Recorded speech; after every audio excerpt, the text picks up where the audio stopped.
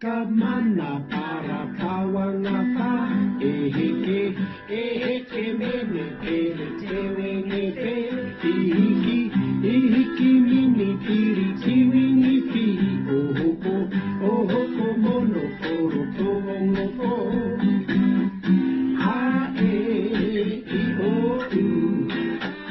ohoko mono poro tongo po